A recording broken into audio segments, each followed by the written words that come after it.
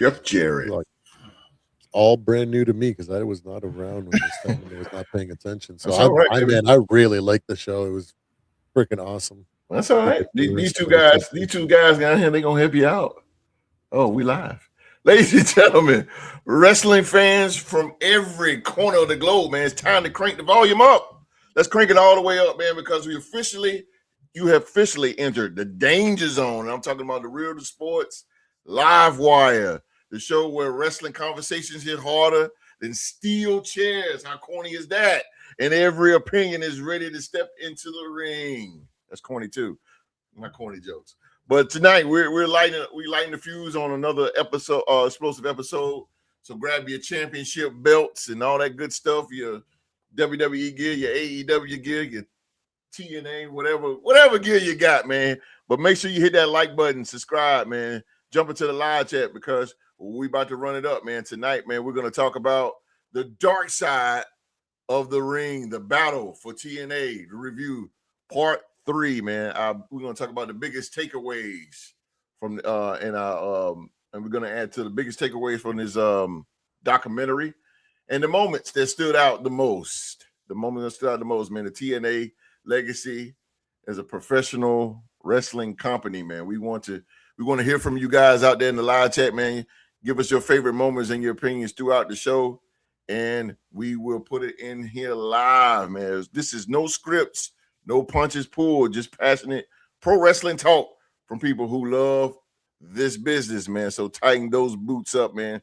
Let's ring that bell. Let's run this thing up right here on the Real to Sports Live Wire.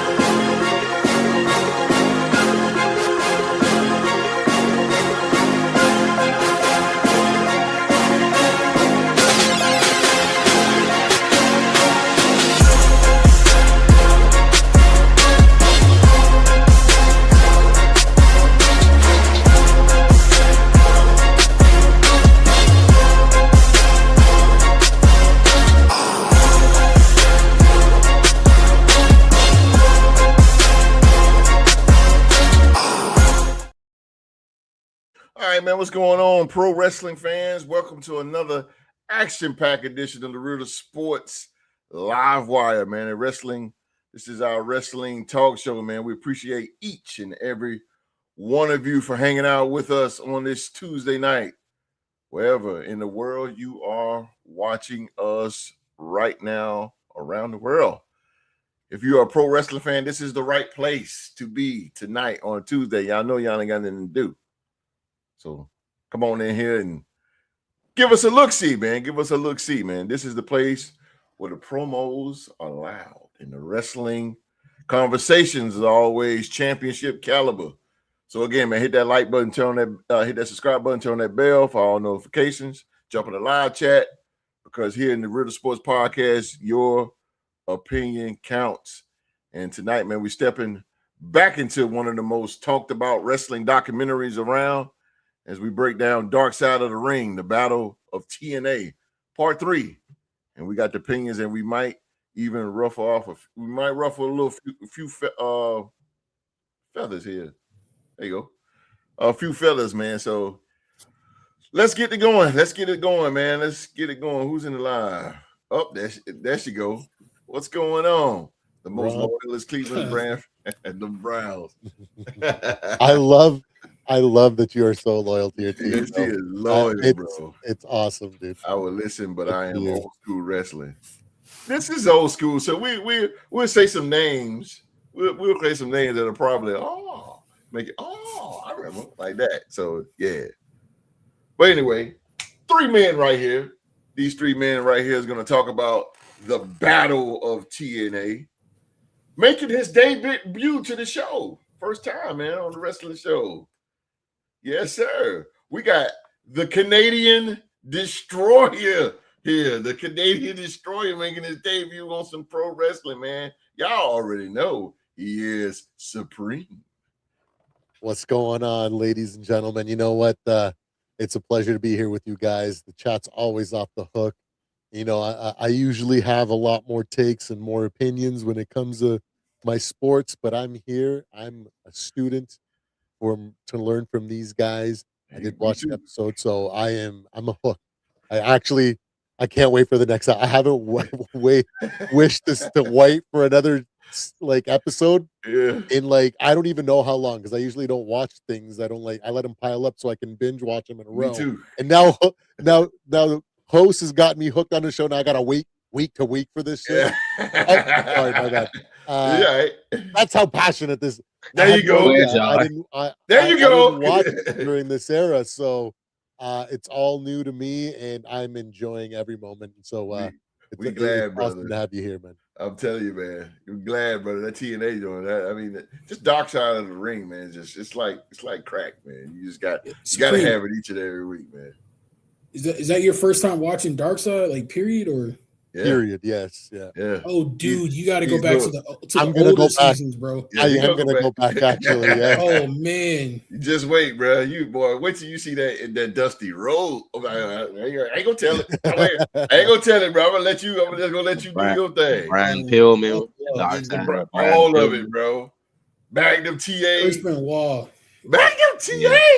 Oh my God, bro! I texted the host when the Magnum TA episode came on. Yeah, bro. Yeah, me and Mark we were talking about. Yeah. I'm telling you, bro, you gonna love it.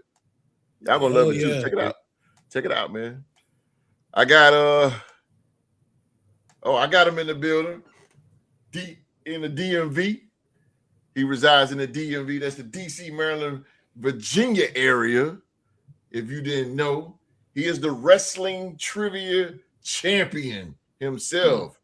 The man name is Rockstar Rock. He's in the building. How y'all doing? Good evening. Sorry for the low energy. Just came home from work not too long ago. He's tired, boss. Had to rest. But other than that, we here to get y'all a good wrestling show tonight. Going over the topics of the dark side of the ring and rise and fall of TNA and some other good things that may come up. And live chat. Let's hear from you. Tell Real to Sports. Tell them, baby. You guys should watch Foxfire. Is it about Dave Schultz? Oh, what you know about Dave Schultz? What you know about Dave Schultz, bro? I don't want to go there. That's a little bit too deep, Dave Schultz. Last but not least, man, we got the Wrestling Archive himself in the building. The very first wrestling trivia champion. Greatest wrestling trivia champion. Oh, he's very. Oh, yeah, I give him that. Yeah, without a doubt, I'm the greatest wrestling trivia champion. Yeah, I give him that. That is the most. We got to get that trivia was the most in Real to Sports history. The worst beatdown ever. But most importantly, he's the 2025 Real to Sports podcast MVP. We got the MVP in the building. It's Young Mark. Hey man, speaking of wrestling trivia, I owe Rockstar Rock revenge because he stole my title in an unsanctioned match that should have never even happened in the first place. Like, how do you win a championship on a one-fall question in overtime after I've already won? But that's neither here nor there. Mark's still hanging on that one. Excited to talk some wrestling with my guys and get into this TNA era, man. It was great reliving my childhood, so I'm excited to get into it. Yes, man. So you feel a little bit like Bret Hart, eh? Just screwed out of your right. You just like Bret Hart. Yeah, Rock do not let nothing go, bro. Bret Hart, yes. I love Bret Hart does not let anything go, bro. 10 toes down, man. Yeah, he don't, bro. He do not let nothing go. Hey, you know the best thing about him? Legend. The best thing about him, host? He's a Raider fan. Oh, absolutely. Absolutely. Oh, I Yes, did not he know is. that. Yes, he Yeah, is. Bret Hart is a Raider fan, boy. He Yeah, brought that yeah. silver and black, baby. Yeah, he don't let nothing go. But ladies and gentlemen, we're here to talk about TNA, the Battle of TNA, can't even talk here. Part three. And we're gonna talk about that tonight. So again, man, go ahead and jump in the live chat. If you guys, I see you out there watching. We won't be for you long, man. We're just gonna talk about what happened. Broke this thing down into chapters here just for time's sake for the show. But chapter 1 was more of the rise of TNA and the beginning of the end, pretty much. And it was, the key points was Jeff Jarrett's vision for TNA, the big signing of Kurt Angle and how it elevated the company, the Karen Angle and Jeff Jarrett relationship, in the backstage controversy, and how personal issues begin to affecting the company behind the scenes. So I want to start this show off with the wrestling trivia champion himself. That man's name is Rockstar Rock. Rockstar Rock, man. So, the biggest thing with TA, the biggest star that, Jeff Jarrett signed was Kurt Angle. So my question to you, brother, was signing Kurt Angle the best move, do you think, in TNA history by signing him? I say the best move that they made.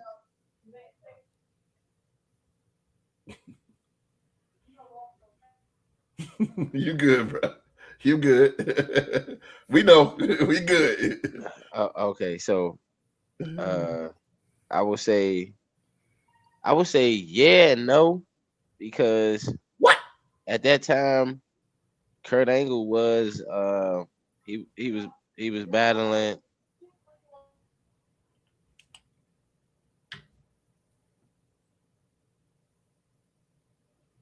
No, I'm kidding. I understand, Rock. You good, Rock? You good, bro? All right, so I say yes and no. Okay. Reason I say yes because it did bring more eyes to the product, and he did put on some good matches. Yes, sir. And another reason and they had the main event Mafia, which he was a part of. Bingo. But the reason I would say no is because Kurt Angle at that time, he was battling through a lot of personal issues. He was he was on Percocets a lot during that time, and painkillers because he was dealing with the neck and back injuries nagging injuries that he had from surgeries. So I mean he still was a good performer. However, I felt like being at TNA was the only reason he was able to get away with doing so many Percocet, the perks and things of that nature, because it was a low independent company. It wasn't on the same surface as WWE at the time, because WCW was gone, so it wasn't no.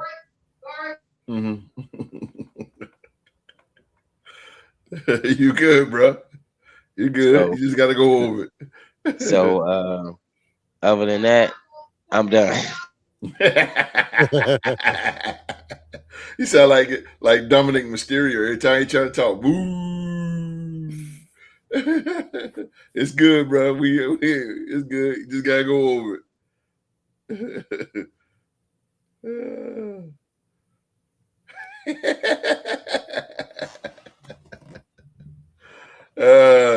It's like that, bro.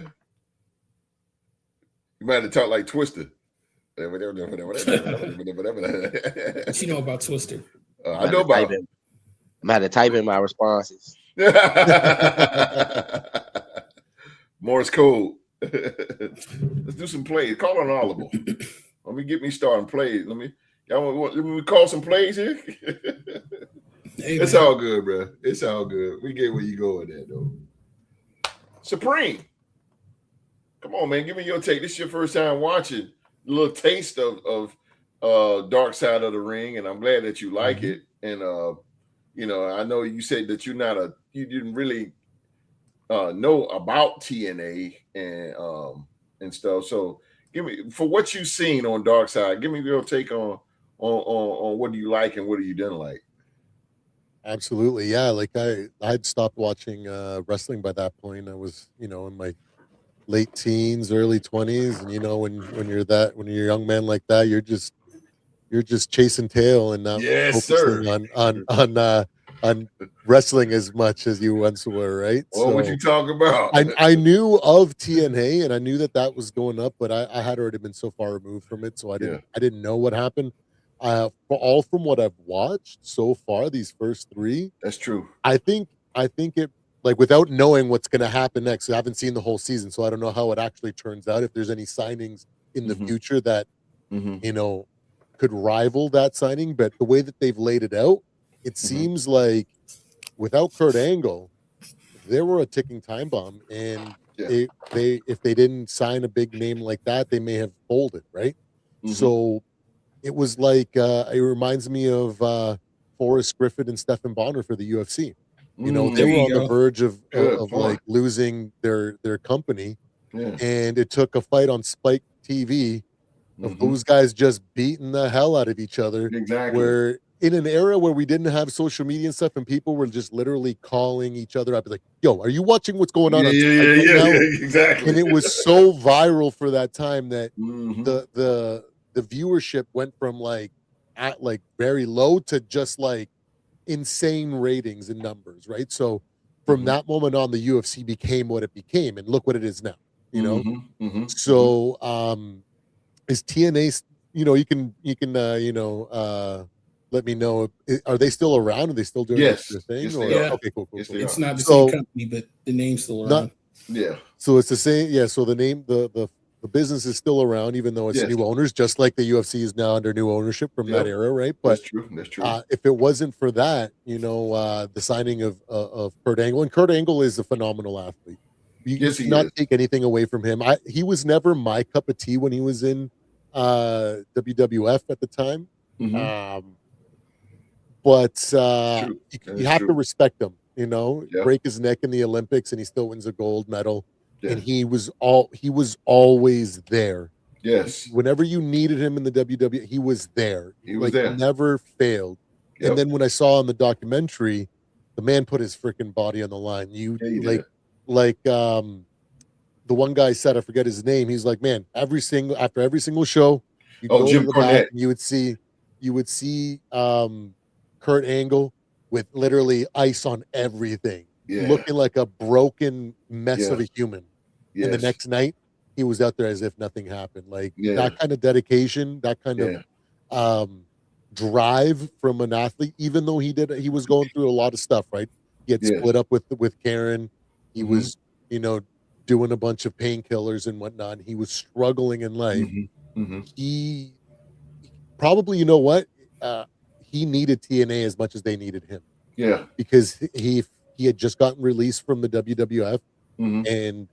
And so if he didn't get that job, he may have spiraled and you might have found him in a hotel room or in his bedroom OD'd. You know what I mean? Like, very true.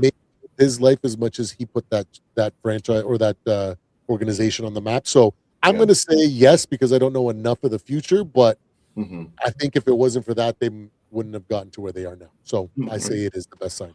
It is. So Mr. MVP here.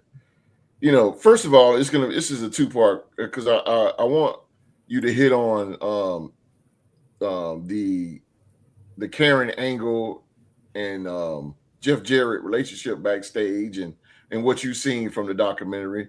Give me your take on it, and just give me your take on just the whole of the basically the chapter 1 on everything.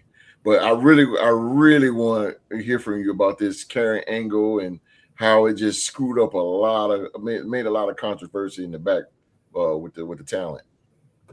Okay. I had the pleasure of living through this. Like, I was tuned into TNA live when all this stuff was going on in the late 2000s. So this was literally like, this to me is what WCW and the Attitude Era is to like Rockstar Rock and Host and Supreme. So this is right up my alley. Having said that, I disagree with Rock and Supreme on what they said about Kurt Angle. I don't think he was the biggest signing in that company's history. I'll get to that in a second. But to answer your question, Host, about that storyline, no joke, right hand to God, I thought that storyline was real when I was a kid. Like I legit to this, like literally up until the Dark Side of the Ring documentary, when she came out and said what she said, I genuinely like low key had some shade towards Jeff Jarrett, because I genuinely thought he took Kurt Angle's wife in a nefarious way. So I didn't rock with him for a couple of years because they got me hooked. Wrestling is about making the people believe, and they made me believe when I was growing up, because of the way it was portrayed on TV, the personal shots that were said. Like, you didn't know if it was a wrestling promo or a shoot, as Paul Heyman likes to say. Yeah. So that was living that in real time. That was literally like,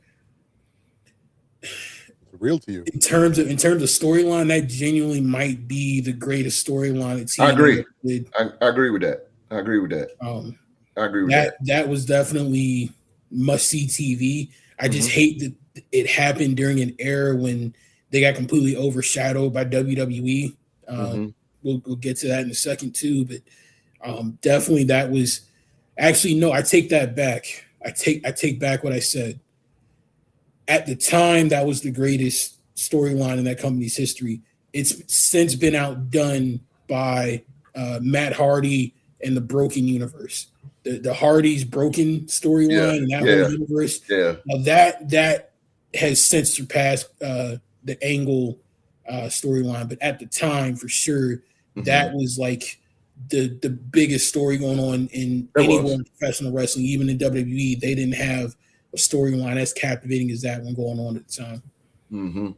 So you know, with the I was with you. It was so real, and to be honest with you, this is the first time we ever heard from Karen Angle. Yeah, this is the first time, and man, she's freaking hot. If Jarrett's a lucky man.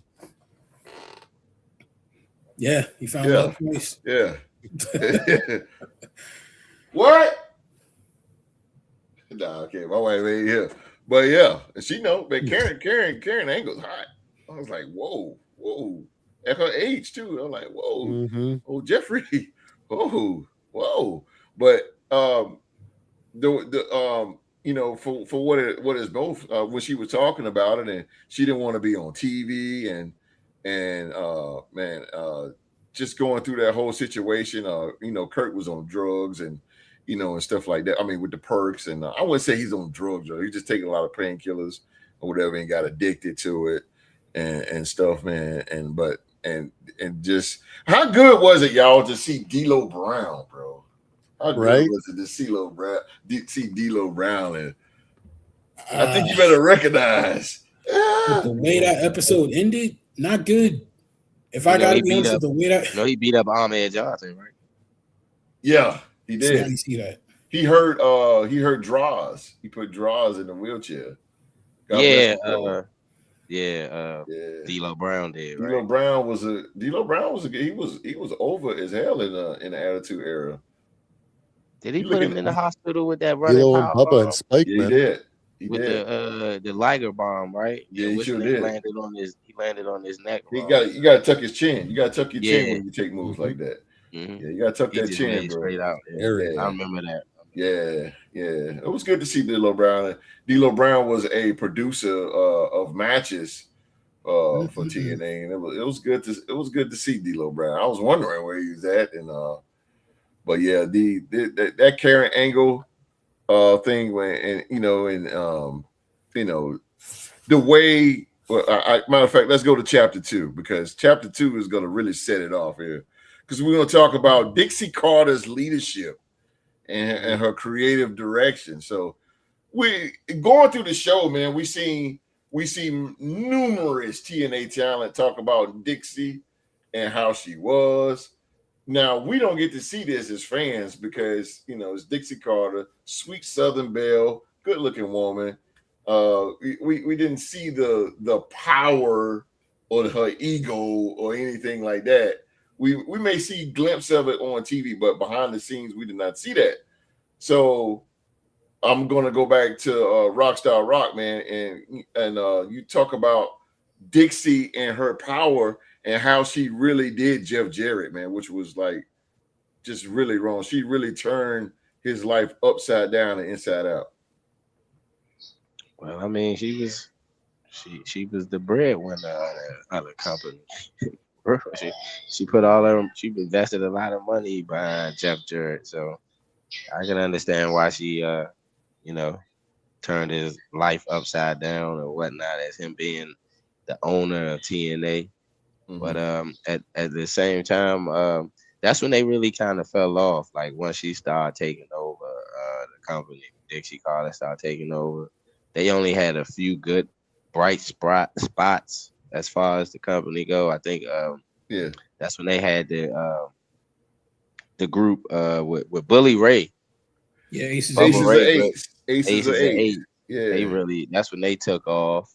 I know that's when a lot of the older guys like Kevin Nash and Sting and all of them were kind of still around, but they were weeding those guys out. I will say the one thing I will like say is that during that time, Christian Cage really got a big push as Smoking Talk. yeah. What up, He Smoking really got Talk? What up, bro? Appreciate you. Appreciate you, Smoking Talk. Smoking Talk is in the building. Go ahead, Rob. He got a big push at TNA, so I would say that's one of some of the bright spots. Yeah. The worst spot I would say is the Jeff Hardy situation with when he fought Sting. I believe Eric Bischoff Victory Road 11, 2011. Eric Bischoff was around the company at that time, but I believe Dixie was still the mastermind behind the scenes, or the individual that was bringing in the talent per se at the time. And oh yeah, when they had Hogan during their time too, that was like the worst time ever. But that Jeff Hardy situation was a real bad look, because not only was he putting himself in danger to where as though they could have had another situation, got albeit Owen Hart, but in a different situation, where as though he was fully all the way up in the air. Jeff Hardy takes a lot of high risk moves. Him being that inebriated, trying to take high risk moves, he could have fell off of the top rope, hit his head on a steel steps or something, and anything could have happened. So I will say good thing Sting recognized it. Him being a professional, he recognized that his opponent or dance partner per se in the ring was inebriated. So I will say that's one thing about it's good to always have professionals, even veteran professionals in a young up and coming company like TNA was. And now they owned by I believe TNA is owned by WWE, right? Yes, sir. Part of it. So a lot of their not owned, a lot of partnership. Okay. Yeah. A lot of they about to sign Santana. I know that. Back to once his contract up with TNA, he going to WWE. So they more like a farm system for WWE, if you want to say a partnership. But it goes hand in hand though. Dolph Ziggler left WWE, went to TNA, the champion there. Cedric Alexander still doing great things. In TNA. So a lot of guys who end up leaving WWE, whether they were fired or didn't get a good push, they made their name in TNA. And I will say that was one of the good things about TNA at the time, was that we didn't have WCW. ROH at the time, you really had to go somewhere and find DVDs of ROH. Because that's when they were just up and coming. Yeah, I remember my DVDs. Yeah, you had to get a collection of DVDs for ROH TV until they actually started coming on TV. And it's funny, the first time I watched ROH, was down there in Greensboro when it was coming on Saturday night Yeah, and that's when Sunday night. Daniel Bryan was there, the American Dragon and all that. Yeah. Yeah. I remember that. One of the best matches I watched was the Briscoes versus was it the Kingdom, I think, at the time? Woo, I remember. I know you talking about. about. Yeah, with Lethal. What's up, Philly G? Philly G. But other than that, let me ask you this though, Rock, because okay. you while you on that subject, do you think was TNA relying too heavily on former WWE talent? Yes. Okay. They was, because it got to the point where old WWE / WCW talent was taken away from the young guys. Like I used to watch TNA just to watch the X Division. Just to see what you talking about? To see the X Division matches. Take my money. Once some of the guys that were in the X Division moved up to the heavyweight division in the TNA, rankings and whatnot, they kind of, outside of AJ Styles and Samoa Joe, that really got a big push that were in the X Division. But I will say that, them hiring a lot of WWE guys did take away from the young guys that they could have pushed in the future, or like how now they're giving those young guys that push. Whereas though, like you wouldn't have seen Cedric Alexander hold a title in TNA back when all of the old WWE guys were there. They would have buried him like they did the guys in WCW, the cruiserweight division. They didn't want to bring Eddie and Chris Jericho and Benoit and them guys up that were small heavyweights, but they can go in the heavyweight division and they can draw money. They didn't want to give them that push. Right. So, you seen what happened with their careers. They took off when they left. And I just feel like if TNA would have stuck to what made them TNA, which was that the X Division, and that they had great young talent that they were getting from the other independent circuit, I think they would have they'd have been good. But once you bring in those guys that you got controlling the booking, controlling the finishes, like you said, Jeff Jarrett had to make himself the champion a few times.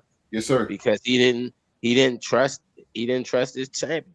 He either had the belt or it was him and Sting that was the TNA World Heavyweight. You ain't lying, bro. You ain't lying. That was one thing that was pissing me off with watching it, man, because I was like, damn, man, goddamn, Jarrett, he always booked himself, and he was just he was a heel, of course, but he was just a sneaky ass heel, and he always had Southern Justice to come down and help him out every single goddamn match. But I understand now. I understand a bit, Back then, as a fan, you watch, I'm like, God damn, don't lose that damn belt, man. But I see, because like you said, that was just Jeff Baby. So I mean, but they best character of all time. I would say this: if it wasn't for TNA, we wouldn't have got guys like Abyss, and we wouldn't have got the real R-Truth. Not this R-Truth that we see in WWE making a clown out of himself. He draws money, so that's what he wants to do. I'm talking about Ron the Truth Killings. Yes, sir. Did you see that promo he had against what was it, Montez Corvon, I believe? Yeah. The promo he had. Yeah. The alpha male. He said, man, that match with against Ken Shamrock. Him and Ken Shamrock for the NWA title. That was I'll take my money. I'm the reason that these black wrestlers need to wake up. I was like, that was a different R-Truth right bro. there. He was. Yeah, he went with the none. He was he Ron Killings or K Quick? Yeah, he was Ron Killings then. Then he went. He was Ron the Truth Killings. Yeah, he went K Quick when he went Road Dogg. That was garbage. But so I am the truth, the whole truth, and nothing but the truth. I am Ron Killings. You better tell him, Philly G. You better tell him. So Supreme, was Dixie Carter in over her head as president? the way that they laid it out, it looked like it, man. God, She she was just a looked total like bitch. she definitely made a lot of mistakes. I Yeah. get it, like when you're, you get your family to pay your way for a lot of things. There's a lot of pressure on you. Mhm. I can relate for sure. And so there's always this kind of like thing in the back of your mind, at least for, for me, it's like, um, is everything that I'm doing because of my name or my affluent family members, or is it based on my merit? And Mhm. so you always want to prove yourself and do something. And she Mhm. was swinging for the fences there, man. And Mhm. she Mhm. really wanted to be the one in control and whatnot. And so, and just prove that it was her, it wasn't Jeff. So, like, I think that that mindset, and then just having no real experience before that, Yeah. really was a problem Yeah. It's always for the him. rich. And I didn't know a thing about her before this, and I don't like her. Okay. Yeah. Me neither, bro. After these episodes, I'm just like, I'm Yeah. seeing these episodes, and I'm like, I don't like this broad at all. Yeah. Me I neither, I man. just Me neither, bro. the I way that can't. I she's can't fool handled with Dixie, things, I'm bro. just like, man, screw You this. ought to watch the shows. Like you couldn't. You didn't like Dixie either because it was just. I don't know. Just so she played a good character. She played that that president, that authority, like kind of like Stephanie McMahon in a way. Like I hated Stephanie. I hated Stephanie McMahon when she was with the authority. I hated when she was with Triple H because she was too far into the character and she downplayed the talent. And she's Stephanie McMahon. Like they never booked her. Like that's one thing to be an authority heel, but she never got any repercussions. Like nobody, like Vince. Vince was the chairman, and he was a tariff in World Wrestling Federation against Stone Cold. But Stone Cold always figure out something to get him back. Yeah. Stephanie, nobody did not touch Stephanie, bro. Nobody, you couldn't. She smacked people's face and all that good stuff, but it was never Oh, no consequence behind it. So MVP, 2-part question. MVP, was abandoning the 6-sided ring a mistake, and did Hulk Hogan and Bischoff help or hurt TNA? Without a question, both of those things were negatives that hurt the company because the six-sided ring was their identity in a way. Over the years, wrestlers have come out and said that they didn't like taking bumps on it, but at the time, that was something that visually helped TNA stand out from WWE because instantly, as soon as you like turn on the TV, you're like, that's different. That's not like what's going on in the other place or pretty much anywhere else you would ever seen in America. Unless you were a AAA fan watching Mexican wrestling, you didn't know about a hexagon ring until you watched TNA. So them getting rid of it sucked. And I think the same thing that ruined Dixie Carter is the same thing that kind of ruined Eric Bischoff and Hulk Hogan when they were running the companies. Like, you have to know your product and you have to know your audience. They knew neither. Right. Dixie crashed and burned hard because she was not a wrestling fan. She had no experience at all in the wrestling world or in the wrestling business. You have to have some level of experience, either being a fan of wrestling or working in the industry in order to run a wrestling company. That's just a fact. You can be somebody smart as Eric Bischoff with Ted Turner's wallet, but if you're not a lifelong wrestling fan or somebody who grew up in the business, you don't know when what's working, what's not working, or when it's time to turn the page on something when it's not. Absolutely, but especially Hulk Hogan. Like, Hulk Hogan did not know, excuse my language, Hulk Hogan did not know shit about TNA. And it was very obvious the first moment he appeared on TV, him and Eric Bischoff. Like, the fans were telling you what they wanted very loud and clear. We want 6 sides. But you're so ignorant, you think you know better than your audience and your fans. Like, what do those fans know? It's the 6-sided ring is stupid. It doesn't do anything for the matches. Like, let's get rid of it. Right. Listen to your people. If your people are telling you what they want, You have to listen to your audience. You don't know better than the audience, because the audience are the reason why the lights are on and why people are tuning in. Right. And it really sucks. And me and my friend, we watched all 3 episodes together, my bro Groovy, and we both walked away saying the same thing. This is the first time in either of our lives where like we actually looked at Vince Russo and said, hey, yo, I actually kind of agree with him. I actually kind of understand what he was saying. Like Vince Russo was actually the baby face for, I think, the first time ever in all this, because he caught a lot of unnecessary flack and was being blamed for stuff that had nothing to do with him at all. So yeah, Bischoff and Hogan coming in was definitely a sign that like things are not the same. This wasn't the TNA that you had come to know and love, and getting rid of the 6-sided ring was definitely one of the more stupid moves that they could have done at the time, especially where they were when those changes were made. They were seriously like on the up and up. Like they were profitable. The viewership was way up, and they were making a lot of noise to where people were legitimately saying like, yo, I'm leaving WWE for a while. I'm going to go watch TNA full time because they're actually giving me what I want. Tag team wrestling was awesome. Women's wrestling was amazing. The world title scene was constantly evolving. You had constantly new challengers and great people that they were picking as champion. Like, it was just great wrestling until Dixie, Hogan, and Bischoff got involved and just sent everything to hell. I'm gonna ask y'all one more, and great response. That's why I got to ask y'all again. Let's go back around again before I go to the next champ, because I now y'all got my head spinning here now. I'm gonna go back to Rock real quick. Rock, give me Vince Russo was over creative. Him and Ed Ferrara, they both wrote TNA wrestling, the show.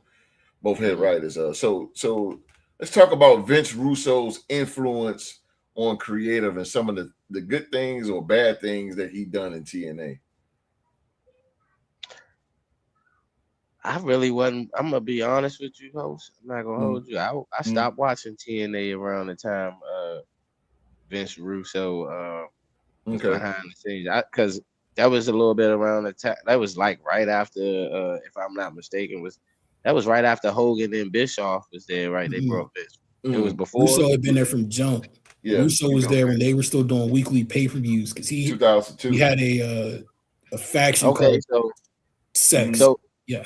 But he was behind the scenes more back then, though, right? Yes, sir.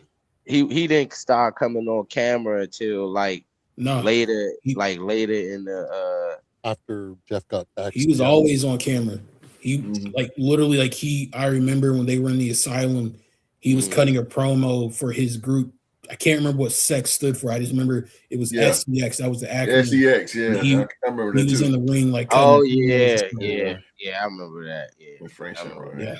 Oh, I didn't know that. Frank Shamrock. I didn't know that. What's up, Chelsea? What's going on, Chelsea? What's going on? Well, hello, Chelsea. I would say. So let me try to refresh your memory. The best thing I would probably say is Main Event Mafia. That's the best thing. That's the best thing. It is the best thing. That is the best thing. Because letting Booker T call his own a match while he was in the ring. That was one of the most classic things ever. Booker T, you want to do the kick? Booker T with the chop to the face. You know the dumbest thing Vince Russo ever did in TNA was that goddamn, sorry, Supreme, reverse battle royal. That joint was the dumbest. I said, what? A reverse? Yes, ladies and gentlemen. That was his idea. That joint was the worst, bro. I was like, so what it was you have to fight to get in the ring. Now, a Royal Rumble is, you throwing your opponent over the top rope out to the outside. But this right here, you got to fight to get inside the ring. The last person inside the ring wins. That is it was crazy. But the thing, since we on Vince Russo, is some of the stuff in this documentary, I definitely agree with him, and I think Vince Russo was actually telling the truth on a lot of things, and he's known to be a big liar. And you know, and to pat himself on the back and stuff like that. But I really believe that his story was true. How he's saying that Dixie came in and she destroyed everything, bro. She came in like a bolt of lightning and did not speak to anybody. Like yo, but I think I'm on Vince Russo's side on this situation here. So Ken Shamrock was it? Yes, was Bare Knuckle. That's another guy that the World Wrestling Federation Vince. He should have been World Wrestling Federation champion. He's the world's most dangerous. He's booked as the world's most dangerous man in the WWF, and all he boiled down to was the Intercontinental title. But he goes over to TNA and became the NWA champion. That was Vince's fatal flaw. Yep, for as much of a genius as he was, if you did not come from his ecosystem, he didn't know anything about you. Exactly. He didn't know what fans liked about you. He didn't know what they didn't like about you. Only thing he saw was like a piece of moldable clay that he could try to mold into whatever character he wanted. Yeah, absolutely. Philly G said, I have a question after this segment. Sure, go ahead. Shoot it out, Philly G. And while Philly G coming with that question, let's talk about really fast. I want to add this in here. And I know Mark can hit on it. I know Mark is going to hit on it. The Awesome Kong, man, who was one of the most dominant TNA knockout ever in TNA history. I mean, this woman was the Brock Lesnar of the knockouts in TNA. And Awesome Kong, she was speaking about her underpaid and how Dixie really treated her and treated the knockouts. So yeah, that was really heartbreaking to see, because I was a big Awesome Kong fan, and for that was really heartbreaking to see that this woman who put a lot into that character to get treated that way. But that's a free for all. You guys want to hit at that? Yeah, I would say that absolutely sucks. Yeah. Because TNA was doing women's wrestling before it was cool in America. Yeah. Before TNA, you had to go to Japan to see a really good women's match. Yeah. Host hit the nail on the head. Like Awesome Kong was like a mix between Brock Lesnar and 06 Mark Henry, but she was doing it in the women's division. You know what I mean? Like her and Gail Kim tore the house down. Yes, Daphne was psychotic. May she rest in peace. But she would take the craziest bumps. Like, what women do you know are doing monster ball matches? You know what I mean? So exactly. Shout out to the knockouts division, but I think it sucks that and I'm not trying to read too much into this to be controversial, but I think it really sucks that Dixie often faced misogyny and people like kind of looking at her sideways a little bit because she was a woman in a male-dominated industry. Absolutely. So you would think, having had that experience in your own boardroom, in your own company, if there's any division that you would feel attached to or want to make sure is represented or well paid or has like an equal seat at the table, it would be your women's division. But sadly, that wasn't the case. I agree. But I think that she was in over her head. Definitely agree with you on that. But I think above all else, though, and I'll say this, like, not to spoil anything for Supreme, but literally TNA during that era, their women's division is still talked about in very high regard. Oh, hell yeah. In my humble opinion, no other wrestling company on planet Earth, not WWE, not AEW, not even New Japan, has been able to replicate the success that TNA have the knockouts. You ain't kidding. Oh boy, they knew how to run a women's world championship, that women's tag titles in the late 2000s, like the beautiful people. Oh hell yeah. You had a variety of characters, you had a variety of matches. Like, even when Dixie took over and everything else went to crap, the knockouts division was still hella good. That was the one consistent thing keeping them going, even to this day. Yeah, I agree. So shout out to them. Chelsea agreed with you too, Mark. Yeah, appreciate it. Yeah, Chelsea agreed with you too. It's Al Snow. What's happening, baby? What's happening? Welcome to the show. He said Kong and D'Lo probably was the most honest out of everyone. Yes, they were. And what they have in common, Al Snow. They're awesome. What they have in common, bro. Exactly. There you go, Rock. Facts. There you go. We're gonna tell it like it is, Yeah, boy. tell it like That's it what is, Booker bro. T. Yeah, tell it like Booker it T is not because sugarcoating. it hurted so bad to see her. She's saying that she get paid just like a manager at McDonald's. I'm like, Yeah, that was rough. this woman was a beast. Like Awesome Kong, like she went like undefeated for damn near a year. Like she. I mean, I know wrestling is scripted and all that, man, but how what she put into that character. Let me go Vince Russo. What she put in that character. You gotta understand. Awesome Kong was Awesome Kong. She was the most feared woman in TNA. Like she was, bro. I was a fan, bro. I was a fan.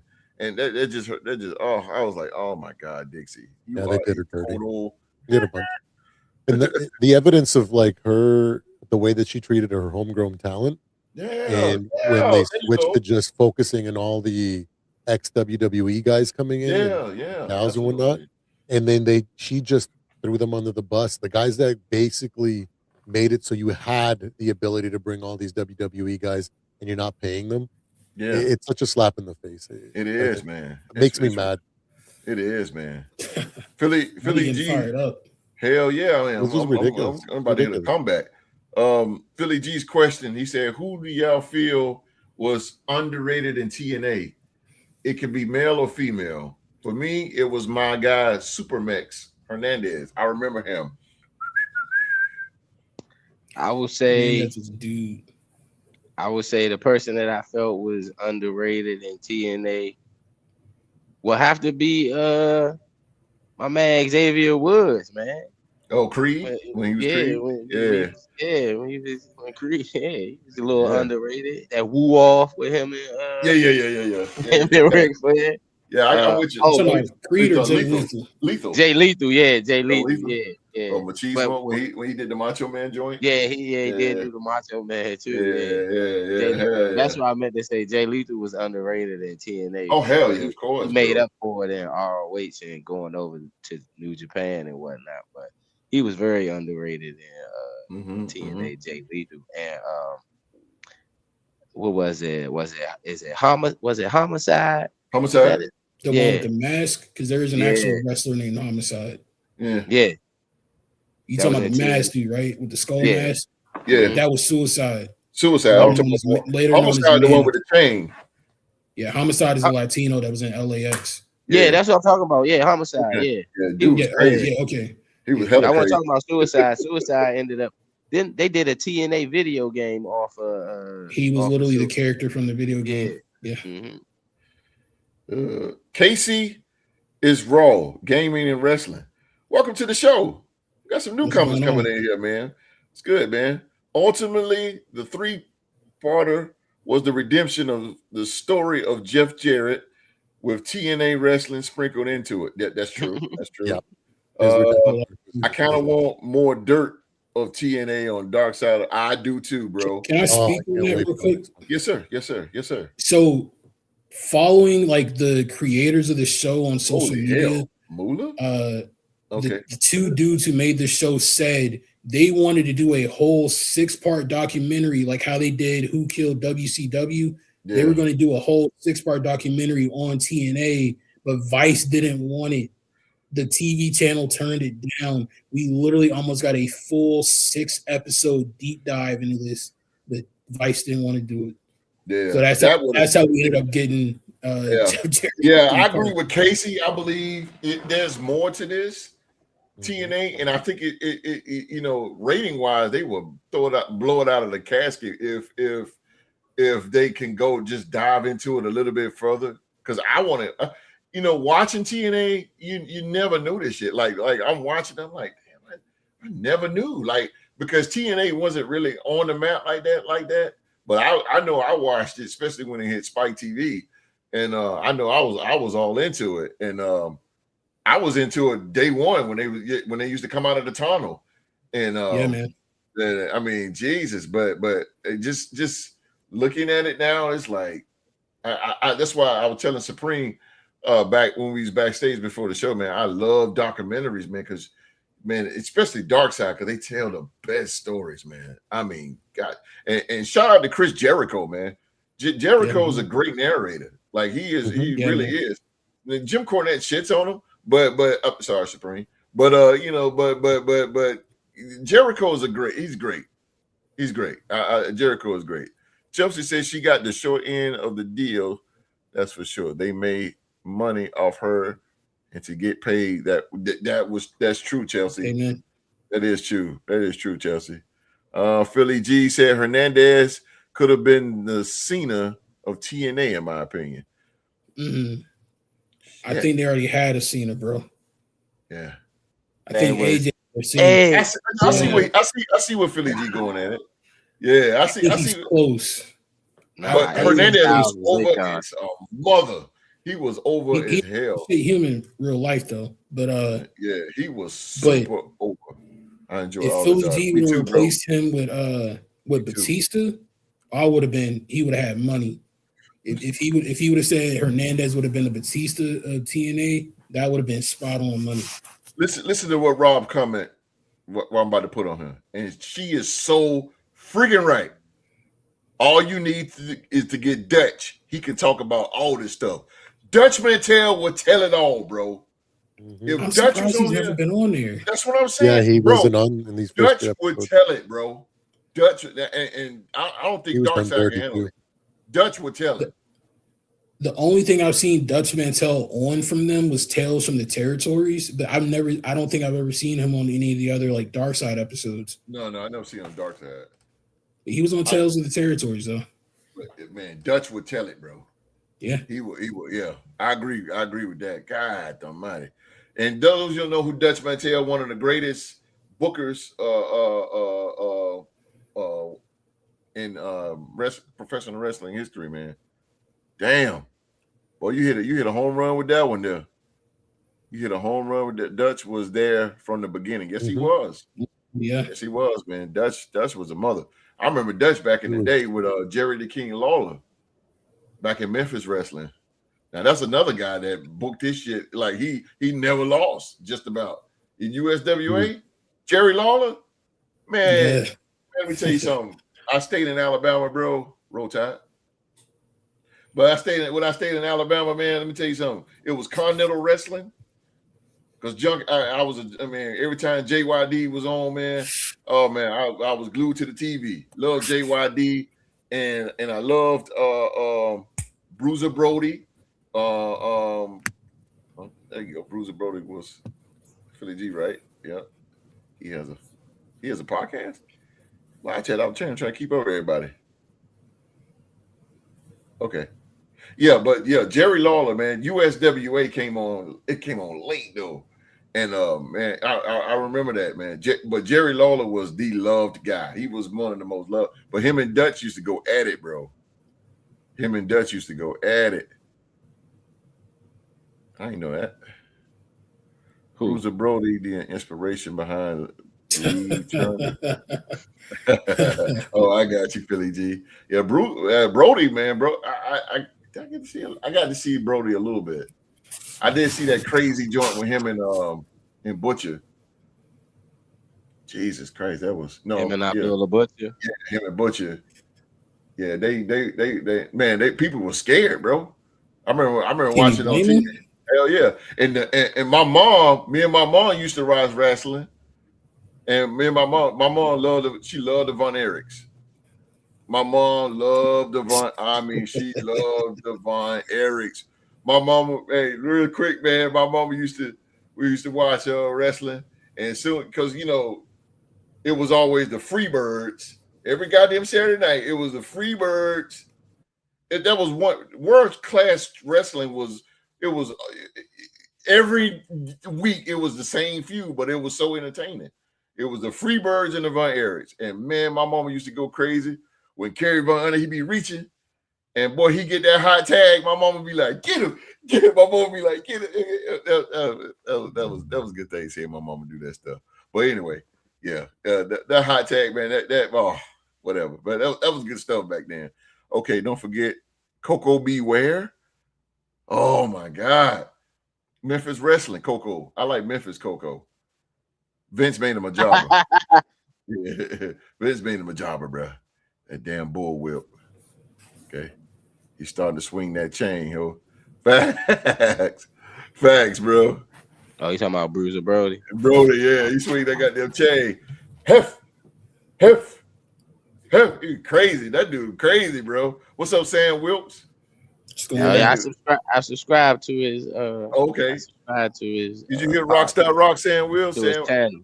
Yeah, man. Rockstar Rock gave you, show you some love out there, Sam Wilkes. Subscribe, man. On Saturday, right after he yeah was saying it on the show. Yeah.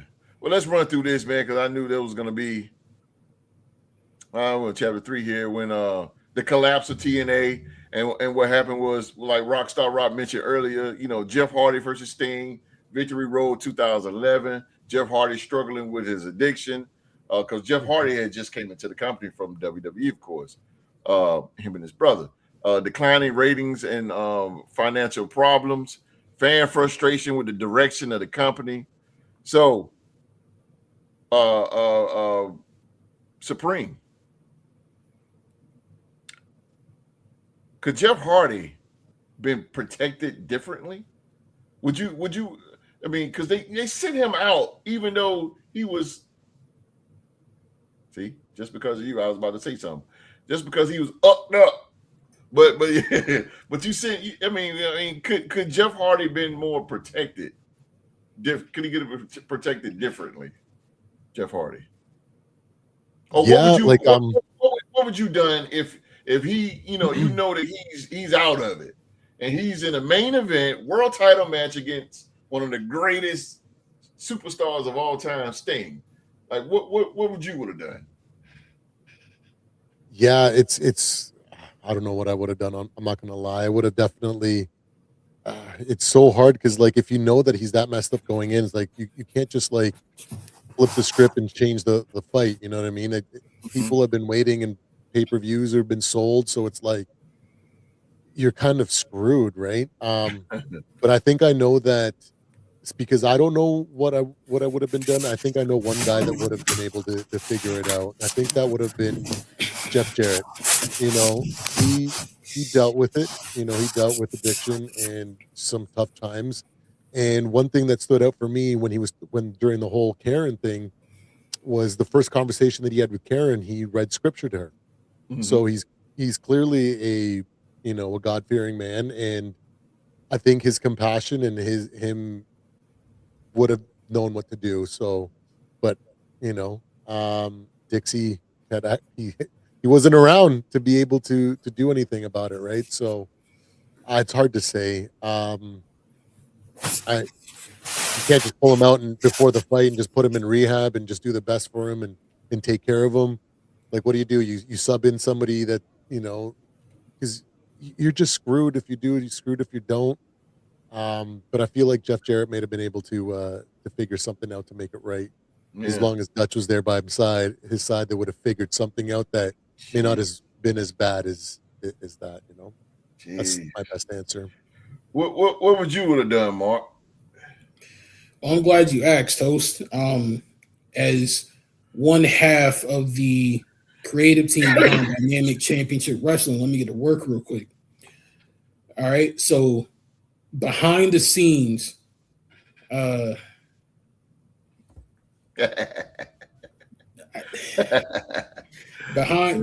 the scenes, I would have done an angle where basically I'm writing Jeff Hardy out, like somebody's going to attack him backstage or writing him off television. He's injured. He can't defend the title tonight. We're going to do something else. Yeah, I'm sending him to rehab, and I'm getting him right because what you have is this can go from negative to really positive for you, both personally and professionally. Yeah. You can go and get help. You can get clean, and you can come back and be the biggest baby face this company has ever seen. Absolutely.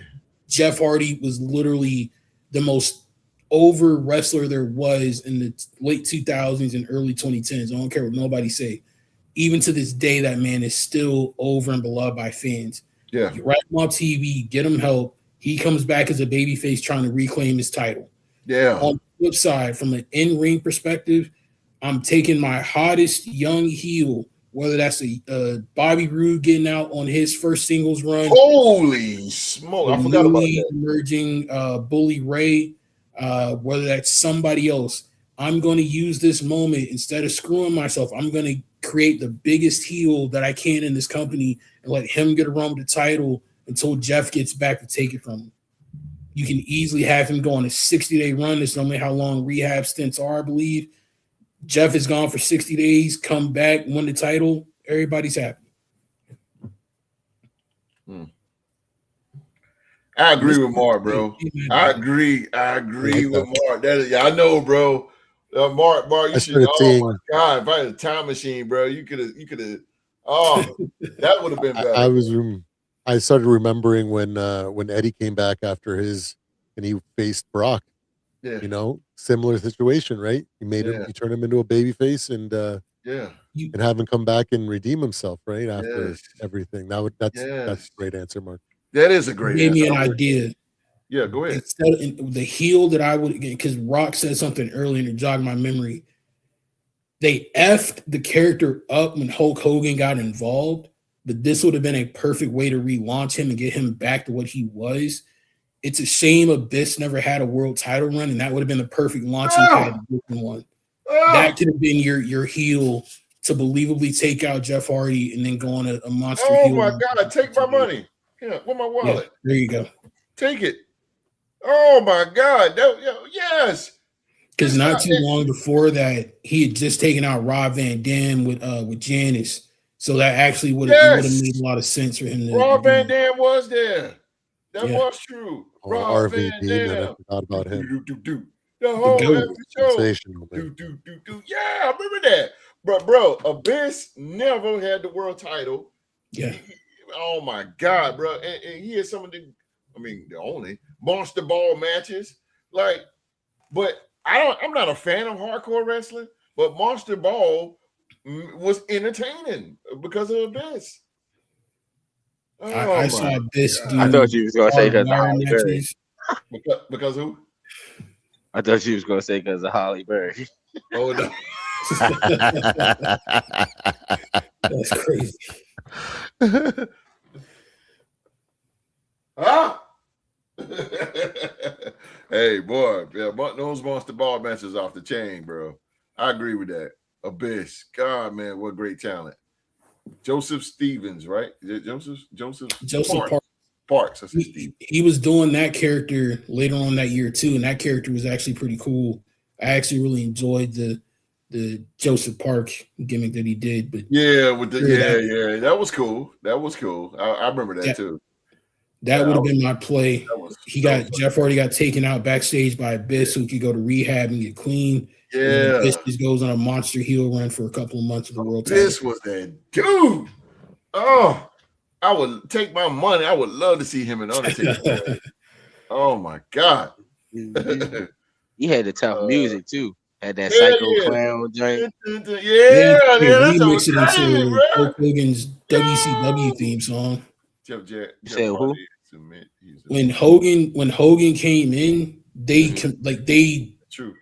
turned Abyss into a comedy act. Like they literally remixed his theme song to blend into Hulk Hogan's WCW theme song. Yeah, I hated it. He was a good promo, bro. He was a good promo. He just started cutting promos around that time. He'd only been cutting promos for a couple of years. Good promo, man. God, I like the Biz, bro.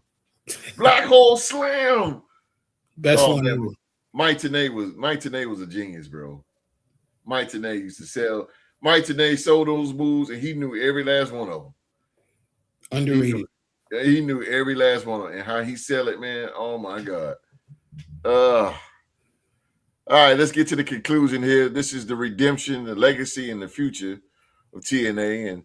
And Jeff Jarrett in 2014, he launched Global Force Wrestling, which sucked, and Anthem Sports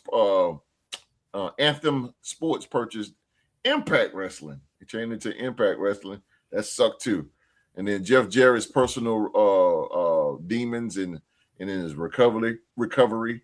And in 2018, he was inducted into the WWE Hall of Fame. TNA's TNA Impact's last influence on today's wrestling landscape. To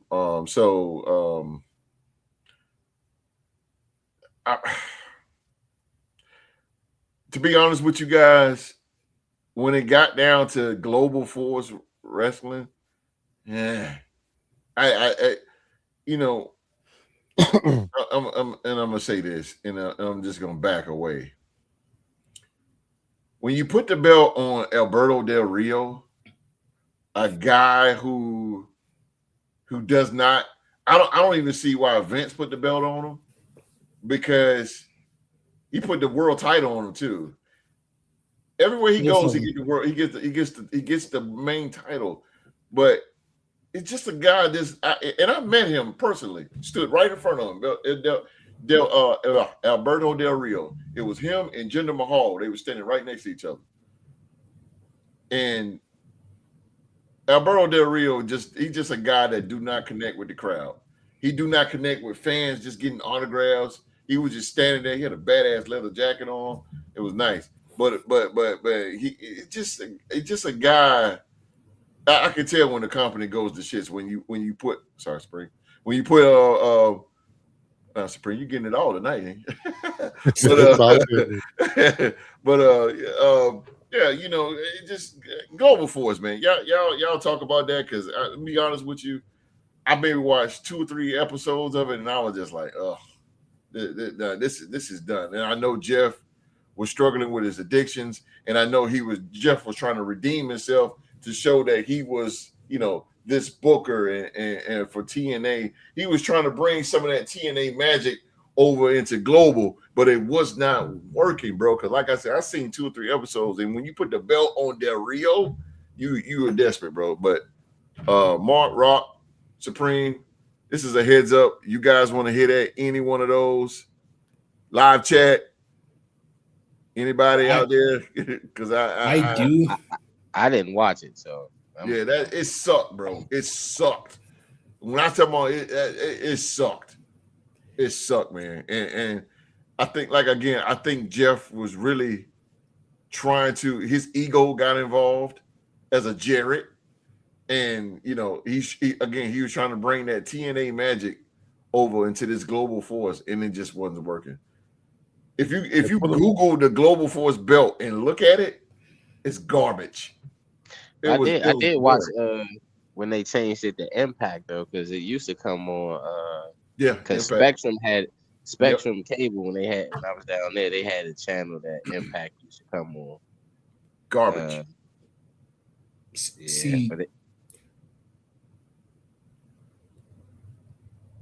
I would just say, like, comment that it's just one of those things, like the motivation that he had when he started TNA, it was different. His dad started there, even though his dad had a falling out, right? But it didn't end well there. But the motivation was different, you know, than when he went and made Global. He was a different man, and the ambitions that he had when he first started TNA were not the same as when he did Global, and that's probably why it failed.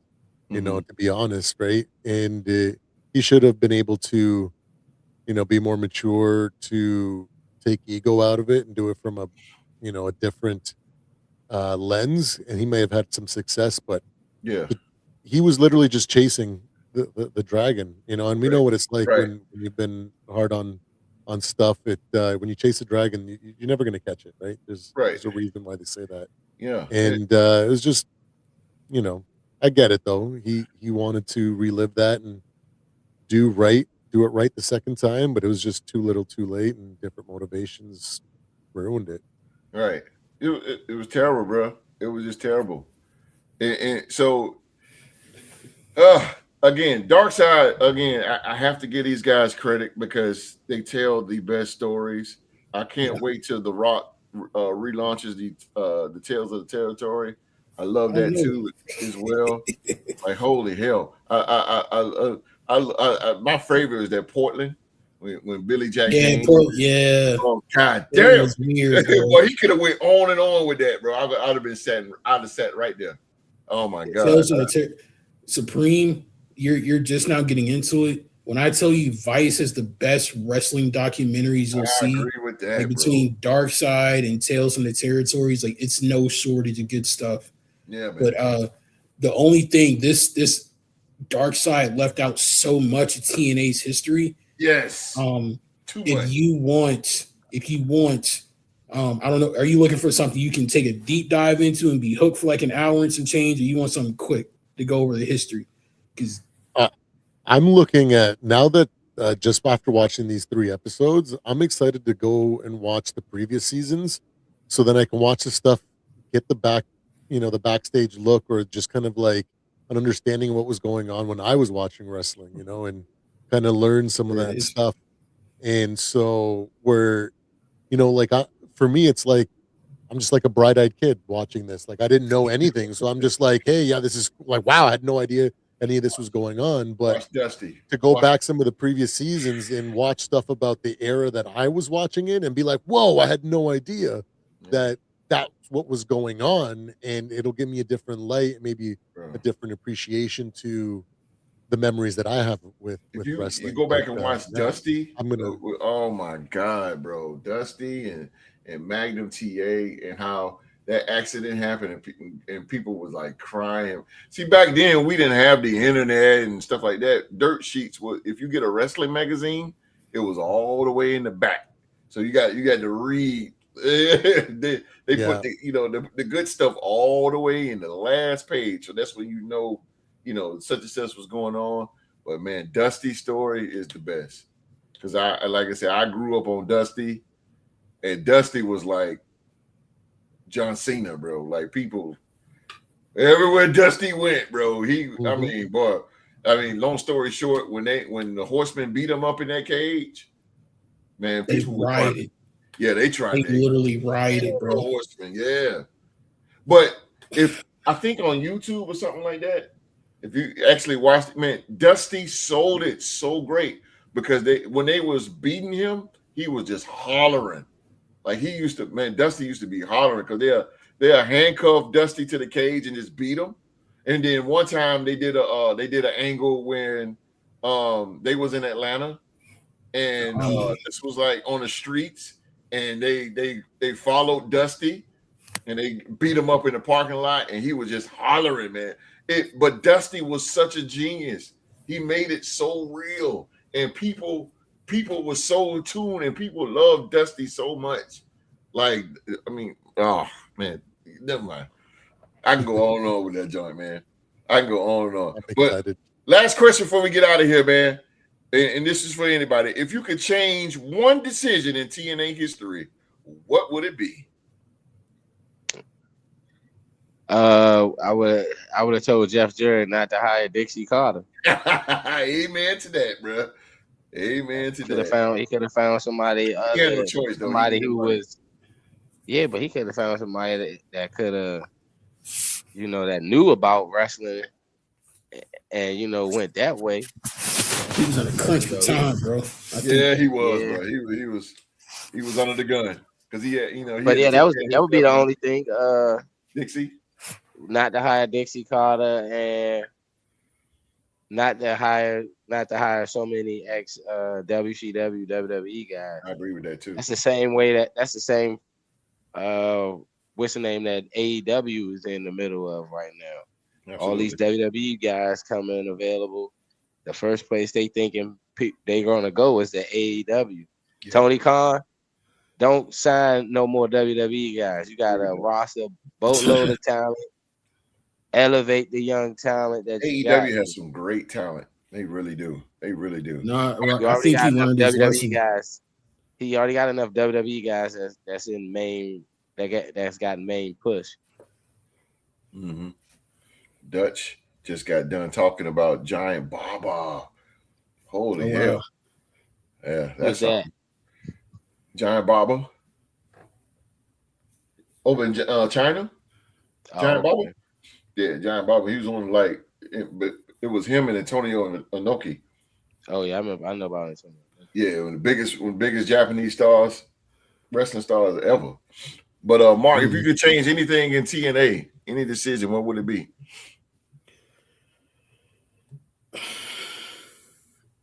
That's an honest, tough one, but I would say I would probably not have gotten in. Probably not have gone to Health South, because if the Health South situation doesn't happen and they get funding from another source, you don't have Dixie getting involved, so you don't have to worry about Panda Energy and all that crap. And then if they go with somebody else not named Health South, they don't have to worry about losing funding 2 weeks into their program. So that would prevent so much more negative stuff that happened down the line. So that's the one thing I would change. Don't go with Health South. I agree with that. Supreme, what would you change? I'm not well enough versed, but I'd really because that ruined everything, man. Dixie is just like a terrible human being. I'm with you, bro. She got put through a table at the end, so it worked out. Bully Ray put her through a table. Yeah, exactly. And it's funny that Dixie didn't even do the interview on this show. Yeah, she declined the interview. That's hilarious. See, that's crazy. See her? Guilty. She could have defended herself or something. Yeah, I agree with that. My biggest decision will be not to hire Hogan and Bischoff. Should have never did. Well, Dixie did that, but Dixie did that, so I take that back. Sorry, I'm sitting by a window and it's thundering and lightning. That's why I got up like that. I feel you, bro. Take it coming, right? I was coming tomorrow, but I don't know, man. I don't know about TNA. I wouldn't hire like guys like Kevin Nash or anything like that. Those guys guys in there for the money. They were just in there for the money, man. They was in there for the money. And how they say how he influenced Dixie. One thing about Kevin Nash, you can call him what you want, but that son of a gun got a good eye for money, and he know how to get the big contracts. I guess. And he moved up. I mean, him and Kirk Cousins. Yeah. Hey, I still like Big Sexy, man. Even though he's not that great of a, I really liked him in WWE. That's from my era, right? WCW. Diesel? So he was Diesel, man. Yeah, man. Big Sexy Kevin Nash. Yeah, Diesel's all right. I like him. Tore that quad. Yeah. Diesel's best match was against Brett in your house. Shit was off the chain. And against Sean. Good friends, better enemies. That shit was off the chain. I think I like the one they matchup they had at his Survival Series in DC when he pushed. Remember when he pushed? Remember before then nobody was going through the table. Remember he pushed Brett through the table and Brett went through the table. That was the first time that somebody had went through the table in WWE. And he tried to powerbomb Brett, but he couldn't get him up. And Brett caught him with a small package and beat him. But then that's when Diesel turned heel. Yeah. Brett didn't want to take that powerbomb. He didn't want to take because he went through the table. And he couldn't remember he was selling the fact that he went through the table. At the time, nobody went through the announce table in WWE. So that was like the first time I think that happened. Exactly. And then the next pay-per-view, that's when he powerbombed Shawn Michaels through the table. And then he left. That's when he ended up leaving. Yeah. Big Daddy Cool, like I said, his best matches to me was In Your House. I can't remember what it was. Beware of Dog, I believe, against Brett. And Good Friends, Better Enemies against Shawn Michaels. That match was off. Shawn Michaels is the best of all time to me. I'm a Shawn Michaels guy through and through. And god damn, y'all gotta watch that, boy. Over Kenny guys, over Kenny by God Omega? Yeah, bro. Wow. Shawn Michaels? Hell yeah. Michaels over Omega. Wow. Yeah, sure. Shawn Michaels crawl so Kenny Omega can walk. There you go. think Kenny Omega get his charisma and all that from? Oh. Cocky, brash. That's Shawn Michaels the HBK. best, bro. Come on now. I can name 3 wrestlers before we go that remind you that name that remind you of Shawn Michaels. Get him. Nick Naismith. Yep. Formerly known as Dolph Ziggler. Yep. Kenny Omega. And his name. He one of your favorite wrestlers, Mark. Got a little. Oh, your boy MJF. Got a little bit of Dr. Brad Shawn Michaels in him. He say Shawn Michaels his favorite wrestler of all time. Damn right he is. Shawn Michaels is the truth, bro. Shawn Michaels is awesome. Mr. Shawn Michaels WrestleMania, bro. Respectfully, I don't think Shawn Michaels got a match in his catalog except maybe WrestleMania with Brett that can live up to Okada versus Omega. I don't know, man. Okada versus Omega in New Japan, two matches bro. with the Taker two matches with Undertaker at WrestleMania. What? That 2 out of 3 3 falls stages. match at The Dominion. 3 stages of hell with Triple H. Exactly. The match Look, against look. Vince. Match with Triple H. Again, match this is against coming from Vince. perspective. I saw Michael when he The was ladder with the match Wizards. against I didn't see Razor? Michaels when he was with the Bulls, bro. You got to remember that. I got you. But The match still, with Kurt Angle even at saying WrestleMania. that, Match with Kurt like, Angle at WrestleMania. Yeah, you didn't him see and Jericho Michael, had a you good put- match. You putting the But- cart. You putting the cart before the horse a little bit there, buddy. You see, I I saw never his seen the match in the with him and Angle. 2000s. Yeah, the one in the 2000s, I saw his run, but I don't know if I can put him over Omega, bro. Kenny Omega in New Japan was Yeah, he beat I a don't lot. know, He man. beat Eddie a lot was- of top guys in New Japan, Yeah, but man. Shawn Michaels I made may money not off know a beating lot of the new guys bigger than guys. him. Yeah, I know. I may not know a lot of the new guys, but to me, they're like, I don't know, man. Eddie Guerrero, frog splash from across the freaking ring, Oh hell yeah. Macho Man Randy Savage, elbow drop from across. Oh, I don't come know, on, man. bro. Macho There's was some other guys that Macho before Ricky I don't know, Steamboat. man. There's a lot of guys that I would put up there. Ricky right Steamboat, after, bro. Ricky Steamboat was one of the Right most after Shawn biggest right after HBK, baby yeah, faces, man. bro. And I like Eddie so Shout much. out Steamboat. I might put a tie between Eddie and All right, so Omega, I know Omega and the But I New just- Generation top 10 though. biggest baby face, y'all. Real quick, biggest baby face ever to y'all in professional Jeff wrestling Hardy. history. Ever? Biggest baby face of all Jeff Hardy. time. Yeah. He said Jeff Hardy. Without a doubt. Okay. I'm gonna have to go with the man, the icon, Sting. Sting. Biggest Oh, baby face Sting, of all yeah. time. Holy Yes. hell, he was over. I will second that. Yeah, man, Sting Sting? was incredible. I'm for going so Dusty, bro. No long. matter if he was I'm going Joker Dusty. Sting or if he Dusty was Rhodes. Beach Blonde Sting or Mhm. Crow Sting, he was over with the fans, no matter what. He was Ricky Steamboat was one of the big baby faces too, but I'm going with Dusty, bro. I'm going with Yeah, Dusty. Dusty Oh, good. yeah. Yeah. He up there Yeah. of all Dusty. time, if you want to say that. Yeah. When he made The that Rock promo with Flair, when he reached Hard times. oh my God, that hard There you time. go. Whoa! Hey, The boy, goosebumps, even bro. in 2026, I still feel that promo. Oh, I bro. got It's goosebumps. Boy, bro. I'm The telling son you, of bro. a plumber. Dusty, the thumb of a plumber, baby. I've been like that, daddy. You know, man, Dusty was Dusty to me is Dusty, JYD, and Hulk Hogan. RP to JYD. JY fucking Hulk was a I say classic. this oh my disrespectfully. God, bro. The Rock I had his would moments. ever put him in a babyface category ever. Who's that? Hogan will never ever be able to be I called a know, babyface. I know it, but Hell no. Hogan was Hell no, he bro. was like that, He bro. was though. I'll root for the Yeah. Chiefs before I do that, bro. I understand, bro. I feel the same way you feel, bro. But Hogan was like that, bro.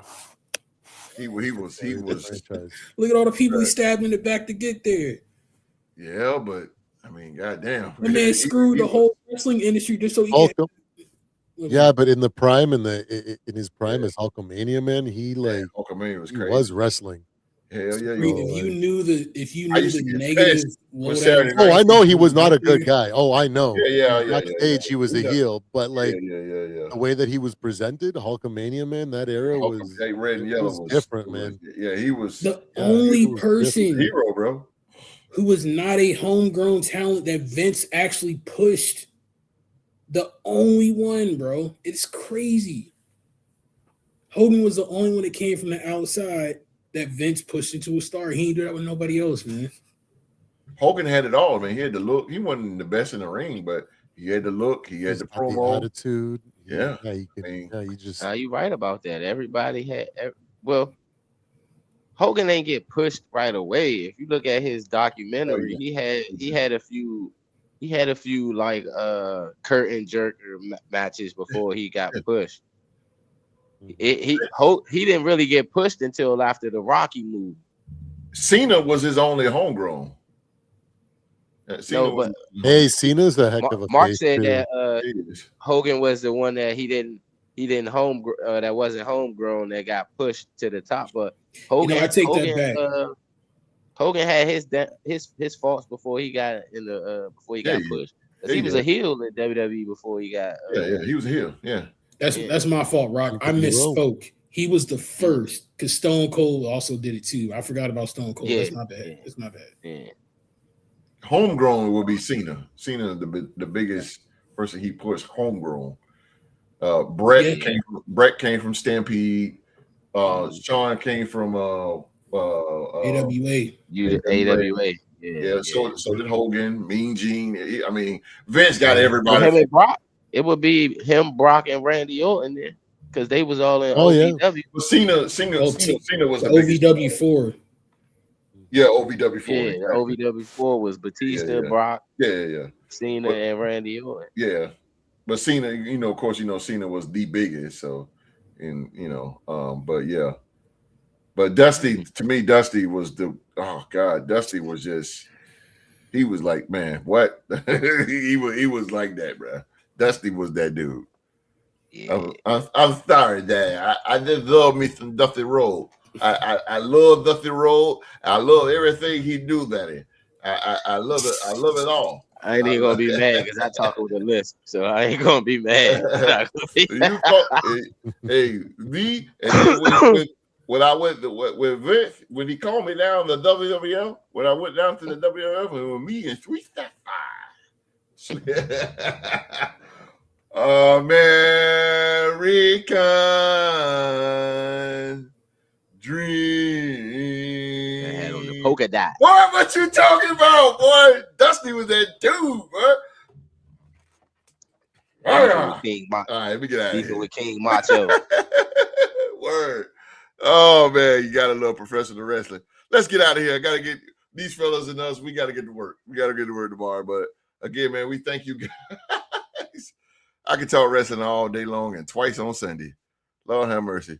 Ladies and gentlemen, man, that's going to do it for us tonight, man. We hope you enjoyed another episode of the Real Sports Live Wire. If you had much fun as we did tonight, man, do us a favor, smash that like button for us, man. Hit that subscribe button. Hit that, turn on that bell for all notifications so you won't miss another show. Conversation don't stop here, man. This Saturday, man, we got a double header coming your way, man. Hopefully at 4 p.m. Eastern, man. We're going to be bringing back some men talk. Barbershop is no more. I sold it. I sold the name. So it'll be the Real Sports Kings Talk. Kings Talk, baby. That's what we do. So the King Talk, man, that's where fellas will tackle real life topics and real conversation, real perspectives, man, that every man can, relate to. Something that I need. I need a refresh on some men stuff for real. Already taken care of. That's what I'm talking about. Appreciate you. All right, Sam Wilt. Don't forget to subscribe. Sam Wilt. Don't forget I can't even talk today. But anyway, then at 7 p.m., man, Eastern, man, it's time for the Real Sports Talk Show, man. We'll break down the hottest stories happening across the sports world. And then we're stepping into one of the fiercest divisions in football. That's right. This Saturday coming up, we will be talking about the NFC East. We're going to make our predictions on who wins the division. And trust me, ladies and gentlemen, this is a debate you are going to not want to miss. It is going to be absolute chaos. We're going to have Eagle fans, Cowboy fans, Commander fans, and Giant fans. Everybody's invited, man. Somebody feeling gonna get hurt. There, I already know it's going to happen. It's going to happen, man. So make sure you're back here Saturday. 2 loaded shows, 1 incredible community. You do not want to miss it. AFC North is the toughest. We getting there. We're going to get there. We're going to get on there. All right. 9 p.m. Eastern time over here. We're going to get out of here. We all got to get to work. Everybody, man, thank you again, man, on behalf of everyone.